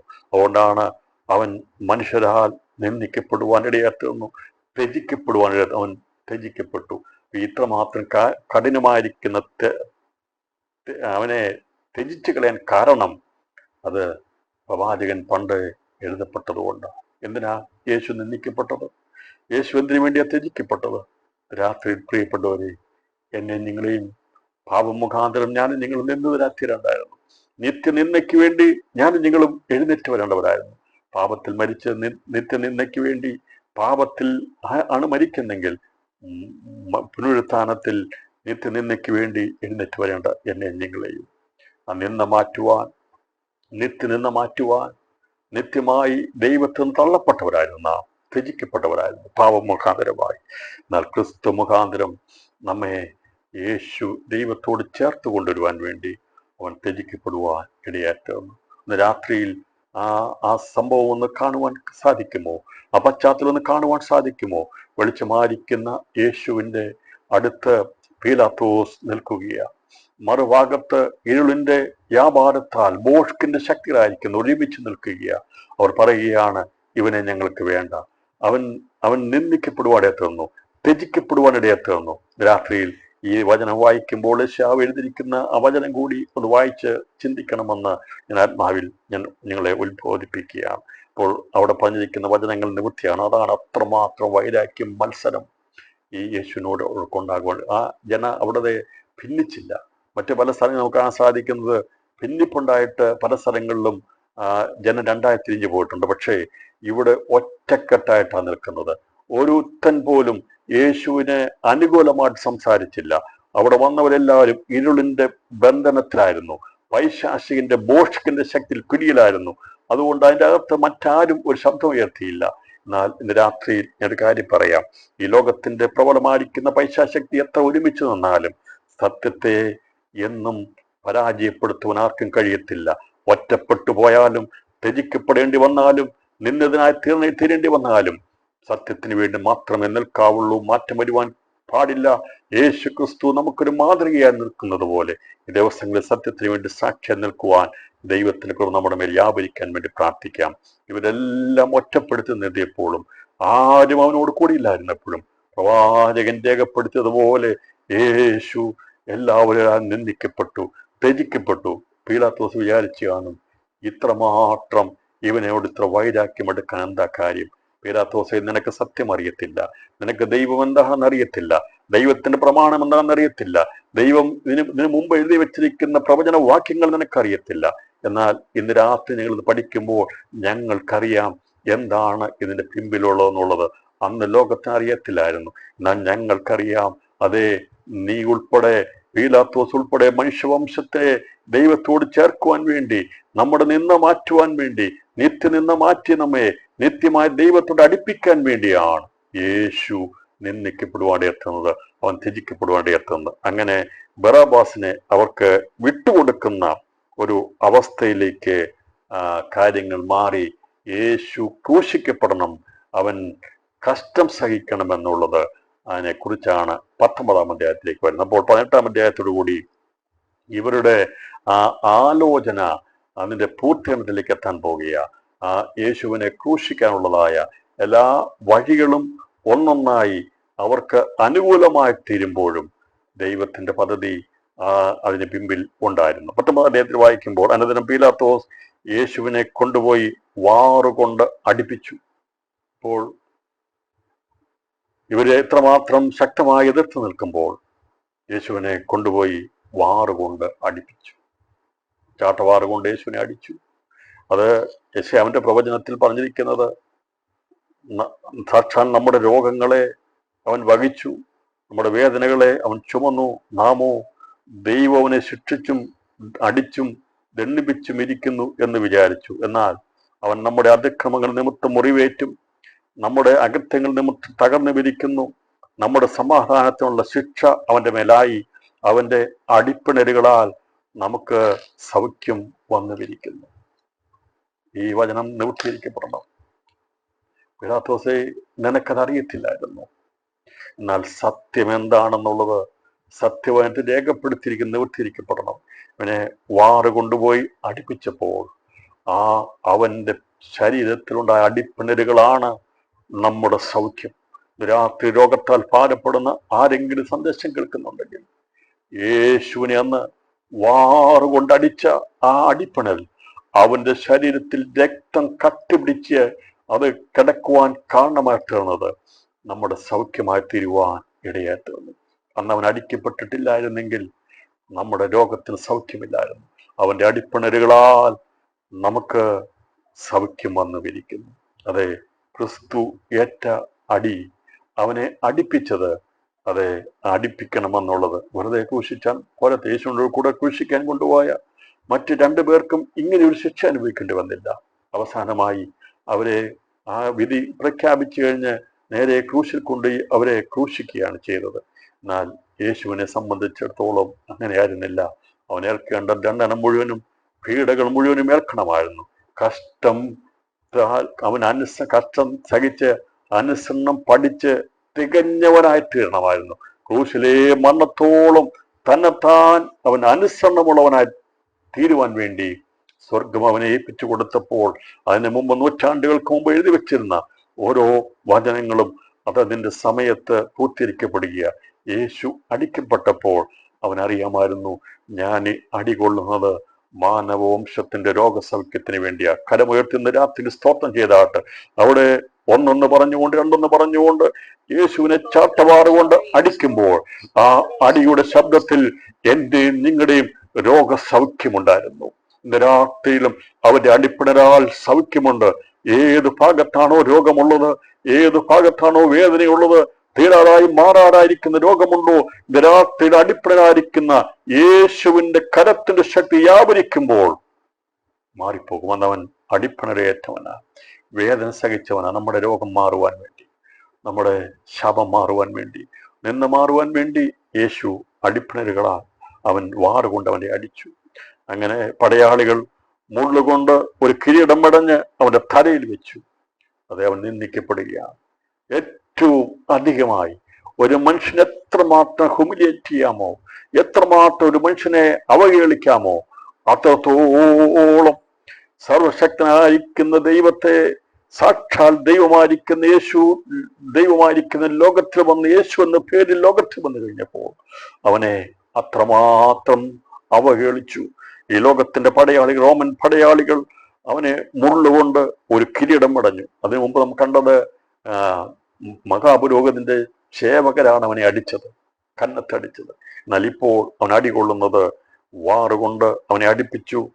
പടയാളികൾ മുള്ളുകൊണ്ടൊരു കിരീടം മടഞ്ഞ് അവന്റെ തലയിൽ വെച്ചു, ശുഭ്രവസ്ത്രം ധരിപ്പിച്ചു. അവന്റെ അടുക്കൽ ചെന്നു, യഹൂദന്മാരുടെ രാജാവേ ജയ ജയ എന്ന് പറഞ്ഞ് അവനെ കന്നത്തടിച്ചു. ഇവര് മുട്ടുകുത്തി കളിയാക്കുകയാണ്. രാത്രിയിൽ നിന്റെ വിശുദ്ധീകരണത്തിലേക്ക് പോകുവാൻ എന്നെ കൊണ്ട് കഴിയത്തില്ല.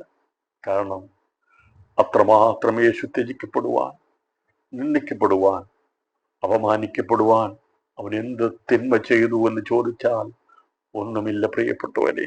നമ്മുടെ നിന്ന് മാറ്റുവാൻ, നമ്മളെ കിരീടധാരികളാക്കി തീർക്കുവാൻ വേണ്ടി, നമ്മെ അധികാരമുള്ളവരാക്കി തീർക്കാൻ വേണ്ടി യേശു ഇതെല്ലാം സഹിപ്പാൻ കഴിയാത്തത്. അവൻ മുള്ളുകൊണ്ടുള്ള കിരീടം ധരിച്ച് അവന്റെ തലയിൽ വെച്ച് ധൂമ്രവസ്ത്രം ധരിപ്പിച്ച് അവന്റെ അടുക്കൽ ചെന്ന് യഹൂദന്മാരുടെ രാജാവേ ജയ ജയ എന്ന് പറഞ്ഞ് അവനെ കന്നത്തടിച്ചു. പീലാത്തോസ് പിന്നെയും പുറത്തു വന്നു, ഞാൻ അവനിൽ ഒരു കുറ്റവും കാണുന്നില്ല എന്ന് നിങ്ങൾ അറിയേണ്ടതിന് അവനെ നിങ്ങളുടെ അടുക്കൽ ഇതാ പുറത്തു കൊണ്ടുവരുന്നെന്ന് പറഞ്ഞു. ഈ അടി ഏൽക്കുമ്പോൾ ചെയ്യാത്ത കുറ്റം പോലും ആൾക്കാർ വിളിച്ചു പറയും. നമുക്കറിയാം, പലയിടത്തും കുറ്റവാളികളല്ലെങ്കിൽ പോലും മർദ്ദനത്തിലൂടെ പീഡ സഹിച്ച് പലരും കുറ്റം ഏറ്റെടുക്കാറുണ്ട്.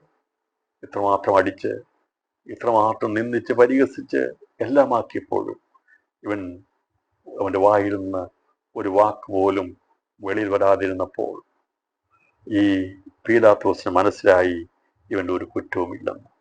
സാധാരണ അടി കൊടുത്തു കഴിയുമ്പോൾ പൊളഞ്ഞ് എല്ലാവരും തെറ്റ് ചെയ്തിട്ടില്ലെങ്കിൽ പോലും വിളിച്ചു പറയും രക്ഷപ്പെടാൻ വേണ്ടിയിട്ട്. പക്ഷേ എന്നാൽ യേശു അവിടെയൊന്നും ഒരു വാക്ക് പോലും അവൻ എതിരായി പറയാതെ സകലവും നമുക്ക് വേണ്ടി സഹിപ്പാൻ ഇടയായിരുന്നു. നമുക്ക് വേണ്ടി യേശു സഹിച്ച ആ സഹനത്തെ ഓർത്തുകൊണ്ട്, അവന്റെ സ്നേഹത്തെ ഓർത്തുകൊണ്ട് ആ വിടുതലിനായി ഇന്ന് രാത്രിയിൽ സ്തോത്രം ചെയ്യാൻ പ്രിയപ്പെട്ടവരെ. ദൈവമായ കർത്താവ് നമുക്ക് വേണ്ടി എത്രമാത്രം നിന്ന് സഹിച്ചു. നമുക്കൊക്കെ ഒരു വാക്ക് കേട്ട് കഴിഞ്ഞാൽ നമ്മളൊക്കെ തകർന്നു പോകും, നമ്മളൊക്കെ തളർന്നു പോകും. എന്നാൽ കർത്താവിനെ അത്രമാത്രം നിന്ദിച്ച് പരിഹസിച്ചത് മാത്രമല്ല, തുടർന്ന് നമ്മൾ വായിക്കുമ്പോൾ വളരെ ക്രൂരമായിട്ടുള്ള പീഡയാണ് യേശു സഹിക്കേണ്ടി വന്നത്. ഒന്നാമത്തെ ഘട്ടം കഴിഞ്ഞ് യേശുവിനെ വെളിയിൽ കൊണ്ടുവന്നിട്ട് കാണിച്ചിട്ട് പറഞ്ഞു, ഞാൻ ഒരു കുറ്റം കാണുന്നില്ല എന്ന് നിങ്ങൾ അറിയേണ്ടതിന് അവനെ നിങ്ങളുടെ അടുക്കൽ ഇതാ പുറത്തു കൊണ്ടുവരുന്നു എന്ന് പറഞ്ഞു. സാധാരണ ഇങ്ങനെ അടി കൊടുത്തു കഴിയുമ്പോൾ അവിടെ കൊണ്ട് കുറ്റം വിളിച്ച് ഏറ്റു പറഞ്ഞ് സമ്മതിക്കുന്നതാണ്. പക്ഷേ യേശുവിന് അത്രയും അടിയേറ്റിട്ടും, അത്രയും അവർ നിന്ദിച്ചിട്ടും, തലയിൽ മുൾക്കിരണം വെച്ച് കോലുകൊണ്ട് അടിച്ചിട്ടും യേശു ഒരു വാക്ക് പോലും ഉരിയാടിയില്ല. അവനിൽ ഒരു കുറ്റവും കാണാൻ കഴിഞ്ഞില്ല എന്ന് നിങ്ങൾ അറിയേണ്ടത് അവനെ നിങ്ങളുടെ അടുക്കൽ പുറത്തു കൊണ്ടുവരുമെന്ന് പറഞ്ഞു. അങ്ങനെ യേശു മുൾക്കിരീടവും ധൂമ്രവസ്ത്രം ധരിച്ച് പുറത്തു വന്നു. പിലാത്തോസ് അവരോട്, ആ മനുഷ്യൻ ഇതാ എന്ന് പറഞ്ഞു. മഹാപുരോഹിതന്മാരും ചേവകരും അവനെ കണ്ടപ്പോൾ ക്രൂശിക്ക ക്രൂശിക്ക എന്ന് ആർത്തു വിളിച്ചു. അവർക്ക് മനസ്സിലായി, തകർക്കപ്പെട്ട അടികൊണ്ട് തകർക്കപ്പെട്ട് നിന്നതിനായിരിക്കുന്ന യേശു. അതുവരെയും അവർക്ക് പേടി സ്വപ്നമായിരുന്നു യേശു എന്നുള്ളത്. കാരണം അവൻ എന്തെല്ലാം ചെയ്യും, ഏതെല്ലാം കാര്യങ്ങളാണ് ചെയ്യുന്നത്, ഈ ജാതിയെ മറിച്ചു കളയുമോ എന്നൊക്കെയുള്ള ഒരു ആശങ്ക അവരുടെ ഉള്ളിലുണ്ടായിരുന്നു. അതുകൊണ്ട് അവനെ കൊന്നു കളയാൻ വേണ്ടി പ്ലാൻ ചെയ്തപ്പോൾ അവർക്ക് മനസ്സിലായി, അവർ ആഗ്രഹിക്കുന്നത് ഇനി സംഭവിക്കാൻ പോവുകയാണ്.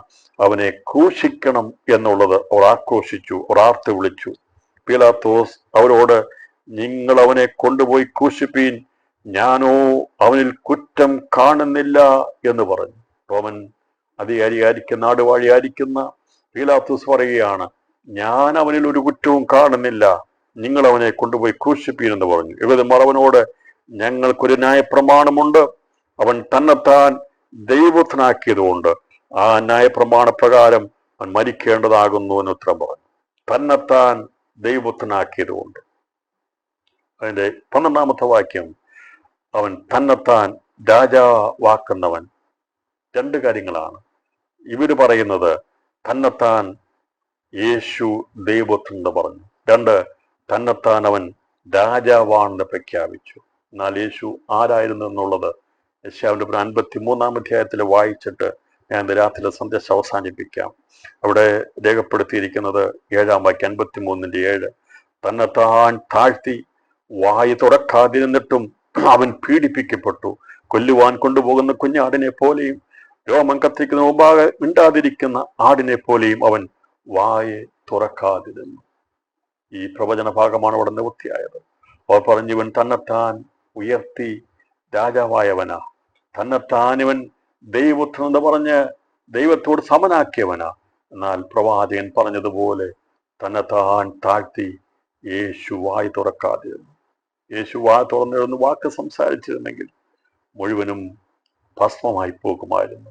എന്നാൽ നമ്മെ അഗ്നിനരകത്തു നിന്ന് വിടിവിക്കാൻ വേണ്ടി, നമ്മെ ഈ പാപം നിറഞ്ഞ ലോകത്തു നിന്ന് വിടിവിച്ച് ദൈവത്തിന്റെ മക്കളാക്കി തീർക്കുവാൻ, ദൈവരാജ്യത്തിന് അവകാശമാക്കി തീർക്കുവാൻ, ദൈവത്തിന്റെ സഭയായി അംഗങ്ങളാക്കി തീർക്കുവാൻ, അവനോട് കൂടി ഇരുത്തുവാൻ വേണ്ടി യേശു തന്നെത്താൻ താഴ്ത്തി. മറുഭാഗത്ത് അവർ പറഞ്ഞത്, ഇവൻ തന്നെത്താൻ ഉയർത്തിയവനാ, ഇവൻ തന്നെത്താൻ ദൈവത്തിനെന്ന് പറഞ്ഞവനാ, തന്നെത്താൻ രാജാവാക്കിയവനാ, അവനെ ഞങ്ങൾക്ക് വേണ്ടെന്നാൽ പ്രവാചകൻ നേരത്തെ എഴുതി വെച്ചിരുന്നു. തന്നെത്താൻ താഴ്ത്തി. ഇന്ന് രാത്രിയിൽ നമുക്ക് ക്രിസ്തുവിന്റെ ആ ക്രൂശീകരണത്തിലേക്ക് നാം അടുത്തു വരുമ്പോൾ ക്രിസ്തുവിന്റെ സ്വഭാവം നമുക്ക് മനസ്സിലാക്കിയെടുക്കുവാൻ സാധിച്ചല്ലോ. അവൻ തന്നെത്താൻ താഴ്ത്തി അവൻ സമർപ്പിച്ചു കൊടുക്കുവാനേ തന്നെ ക്രൂശിലെ മരണത്തോളം തന്നെത്താൻ താഴ്ത്തി, ഒരു വാക്കുപോലും ഉരിയാറാതെ നമുക്ക് വേണ്ടി തന്നെത്താൻ താഴ്ത്തിയ യേശു ക്രിസ്തു വചനപ്രകാരം കഥ പറഞ്ഞു, തന്നെത്താൻ താഴ്ത്തുന്നു ഉയർത്തപ്പെടും, തന്നെത്താൻ ഉയർത്തുന്നവൻ അവൻ താഴ്ത്തപ്പെടും. അതേ തന്നെത്താൻ താഴ്ത്തിയ ദിവസങ്ങളിൽ കുഞ്ഞാടിന്റെ കരങ്ങളിൽ ഏൽപ്പിച്ചു കൊടുത്തുകൊണ്ട് ദിവസം നമുക്ക് വിനയത്തോടെ പറയാൻ, കർത്താവേ അങ്ങ് ഞങ്ങൾക്ക് മാതൃകയായി തീർന്നിട്ടുണ്ട്. ദിവസങ്ങളിൽ അപമാനിക്കപ്പെടുന്നിടത്ത്, നിന്ദിക്കപ്പെടുന്നിടത്ത് നാം ദിവസങ്ങളിൽ വാ തുറക്കുന്നിടത്ത് വാ തുറക്കണമെന്നാൽ നാം താഴ്ന്ന സ്ഥലങ്ങൾ താഴ്ന്നിരുന്നുകൊണ്ട് ദിവസങ്ങളിൽ ക്രിസ്തുവിന് മാതൃകയെ തീരുവാൻ കർത്താവ് നമ്മെ സഹായിക്കട്ടെ. അവൻ ഉയർത്തപ്പെടുവാൻ തീർന്നു. രാത്രി ഞാൻ സന്ദേശം അവസാനിപ്പിക്കുമ്പോൾ പ്രവാചകൻ എഴുതിയിരിക്കുന്ന ദൈവത്തിന്റെ വചനം അതിൻ്റെതായ അർത്ഥതലത്തിൽ നിവൃത്തിയാകുവാൻ ഇടയാത്തീർന്നെങ്കിൽ ദൈവം ഒന്നും അതുകൊണ്ട് അവർ ആകാശം ഭൂമി മാറിപ്പോകും. ദൈവത്തിന് വായിൽ വരുന്ന വചനം അത് ഒരിക്കലും മാറിപ്പോകുകയില്ല. അത് സത്യമായതുകൊണ്ട് നിവൃത്തിയിരിക്കപ്പെടണമായിരുന്നു. യേശു ക്രിസ്തുവിനെ കുറിച്ച് പറഞ്ഞ സകല വചനങ്ങളും ഒന്നൊന്നായി നിവൃത്തിയിരിക്കപ്പെടുന്ന ക്രിസ്തുവിന്റെ ക്രൂശീകരണത്തോട് ബന്ധത്തിൽ കാണുവാൻ സാധിക്കുന്നുണ്ട്. അങ്ങനെയാണെങ്കിൽ കർത്താവ് പറഞ്ഞിരിക്കുന്ന വചനം പറഞ്ഞിരിക്കുന്ന കർത്താവിന്റെ വരവിനെ കുറിച്ചും 1000 ആണ്ട് വാഴ്ചയെക്കുറിച്ചും നിത്യ ജീവിതത്തെക്കുറിച്ചും വരുവാനുള്ള ഭൂമിയെക്കുറിച്ചും കർത്താവിന്റെ ജീവിതത്തിനെ കുറിച്ചും പറഞ്ഞിരിക്കുന്ന വചനങ്ങളും സത്യമാണെന്ന് രാത്രി നമുക്ക് വിശ്വസിക്കാം. കരങ്ങളുയർത്തി സ്തോത്രം ചെയ്യാം. ക്രിസ്തുവിന് വരേണ്ട സകല കഷ്ടങ്ങളെയും വരുന്ന സകല കാര്യങ്ങളെയും പ്രവാചകന്മാർ അവർ പ്രവചിച്ചപ്പോൾ പിൻവരുന്ന മഹിമയെക്കുറിച്ച് കൂടി അവർ പ്രവചിച്ചിരുന്നു. രാത്രിയിൽ ആ പ്രവചിച്ച പ്രവചന പ്രകാരം പിൻവരുന്ന മഹിമയാണ് ഇന്ന് ഈ വചനം കേൾക്കുന്ന ഞാനും നിങ്ങളും അനേക ദിവസങ്ങളിൽ ക്രിസ്തു മുഖാന്തരമുള്ള മഹിമയ്ക്ക് യോഗ്യരായി തീരട്ടെ എന്ന് ഞാൻ ആഗ്രഹിച്ചുകൊണ്ട് സന്ദേശം അവസാനിപ്പിക്കും. ദൈവം വെച്ചാൽ വരുന്ന ആഴ്ച വീണ്ടും കാണാം. കർത്താവ് നമ്മെ ധാരാളമായി അനുഗ്രഹിക്കുമാറാകട്ടെ. Thank you.